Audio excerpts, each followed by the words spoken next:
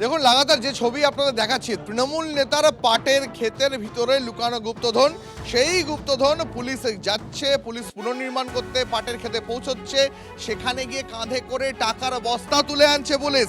সেই ছবি দেখাচ্ছে আপনাদের একটা না, আরও একবার সেই ছবিটা আপনাদের দেখাবো। পাটের ক্ষেতে তৃণমূল নেতা, সেই তৃণমূল নেতার টাকা সেই ক্ষেত থেকে পুলিশ কাঁধে করে তুলে নিয়ে গিয়ে যাচ্ছে বাদুড়িয়া থানায়। তারপর রাতভর সেই টাকা গোনা হচ্ছে। টাকা গুনতে গুনতে মেশিনগুলো বলছে 2,24,00,000। এখনো গণনা চলছে এবং এলাকার মানুষ তারা কি বলছেন জানেন? তারা বলছেন এই ক্ষেতের অন্য কোথাও অন্য কোনো বস্তায় আরও টাকা আরও সোনা লুকিয়ে নেই তো।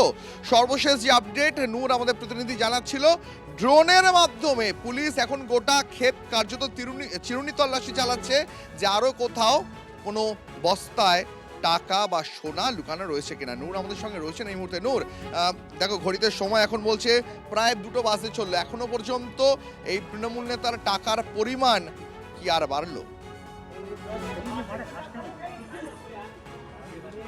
দেখো দীপ, আমি এই মুহূর্তে রয়েছি বাদুড়িয়া পৌরসভার চেয়ারম্যান দীপঙ্কর ভট্টাচার্য। তিনি গ্রেপ্তার হয়েছেন। গ্রেপ্তার হবার দিন তার বাড়ি লাগোয়া। আমার পেছনে ঠিক যে বাড়ি রয়েছে তার উল্টো দিকে তার যে পার্টি অফিস, তার পাশেই কিন্তু যে কম্পিউটার সেন্টার, সেখান থেকে উদ্ধার হয় 80 লক্ষ টাকা। তারপরে কিন্তু বাদুড়িয়া থানার পুলিশ তদন্তে নেমে এলাকাবাসীরা পাট খেতে দেখতে পায় কয়েকটি একেবারে বস্তাবন্দি অবস্থায় কিন্তু মাটির নিচে কিছু পোতা আছে। তারপর কিন্তু পুলিশকে খবর দেয়, পুলিশ গিয়ে কিন্তু বস্তা বস্তা টাকা উদ্ধার করে।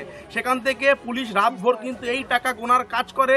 দেখা যায় একেবারে 2,24,00,000 টাকা কাজ একেবারে পুলিশ কিন্তু গোনার কাজ শেষ করে।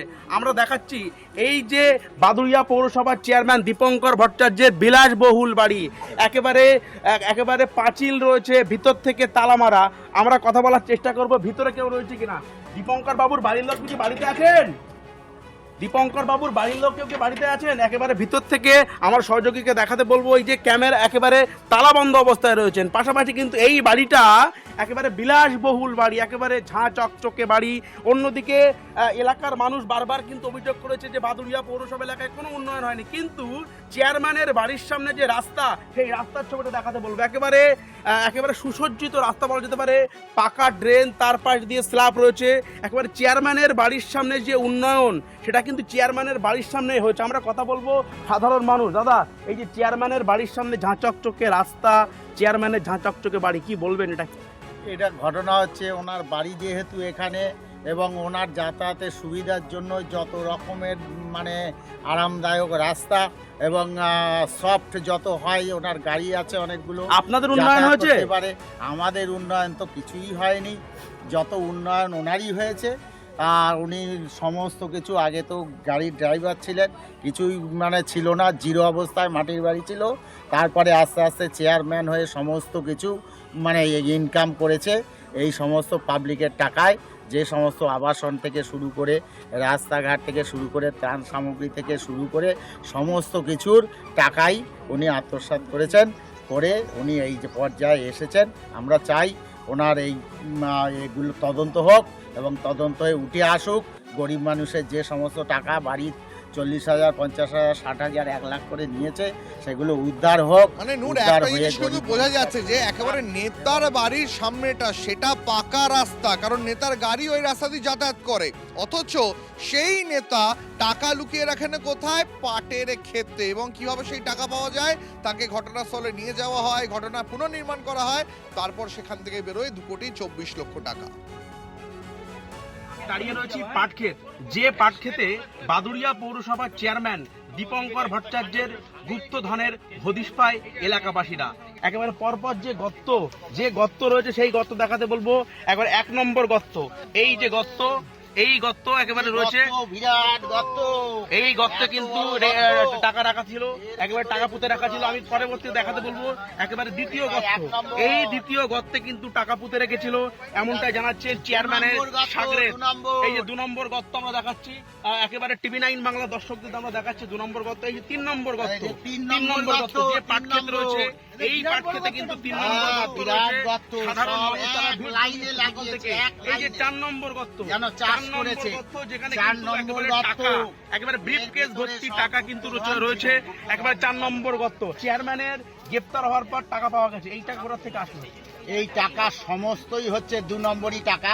প্রথম জীবনে হচ্ছে মারুতির ড্রাইভার ছিল, মানে 1 পয়সাও তার কোনো আয়ের রাস্তা ছিল না, কোনো রকমের 200-300 টাকা করতো। তারপরে তৃণমূলের আমলে একদম ফুলে ফেঁপে, যেটাকে বলে আঙুল ফুলে কলা গাছ, এমন কোনো দুর্নীতি নেই যে দুর্নীতির সাথে উনি ছিলেন না। রাস্তার কাটমানি থেকে শুরু করে, ঘরের কাটমানি থেকে শুরু করে, নারিকেল এঙ্কারি থেকে শুরু করে, ধর্ষণ থেকে শুরু করে, এমন করে ছিল না যে অপরাধ উনি করেননি, কিন্তু অপরাধগুলো মানুষ বলতে ভয় পেত। এই যে রিলিফ ম্যাটেরিয়ালস যেগুলো গভর্নমেন্টের, সেই সবগুলো চুরি করে এগুলো কি মানুষকে দেওয়ার কথা, গরিব মানুষকে না দিয়ে এগুলোকে স্টোর করে রেখে ভোটের সময় ঘুষ হিসেবে মানুষকে দিয়ে ভোটারদেরকে প্রভাবিত করে ভোটে জেতা। তারপরে লাস্ট পৌরসভা ভোটে তো ছাপ্পা ভোট করে জিতেছে। বর্তমান সরকার যিনি আছেন, বর্তমান মুখ্যমন্ত্রী, আমরা তার কাছে দাবি করি যে রাঘব বোয়াল ওনার উপরে যারা আছে তাকেও ধরা হোক, শুধু এনাকে নয়। আমরা চাইছি এর মূলে একদম কুঠারাঘাত করতে, যেন জীবনে আর কেউ এই জিনিস দেখে আর সাহস না পায় পাবলিকের টাকা এইভাবে তছনছ করতে। এইরকম ওর শাস্তি হোক। তালিকা তৈরি করা ইত্যাদি, এইগুলো তো বাজারে বলার জন্য নয়। সরকার তার নিজস্ব কাজ করছে, প্রশাসন তার নিজস্ব কাজ করছে। ফলে সরকারে বা বাজারে এই খবর তখনই আপনারা পাবেন যখন দেখবেন এই ধরনের অভিযান হচ্ছে। তার আগে এসব তালিকা তৈরি করা, এই সমস্ত খবর দেওয়ার তো এই সরকারের কাজ নয়, আর আমারও কাজ নয়। ফলে এই ব্যাপারে আমি কোনো কথা বলবো না।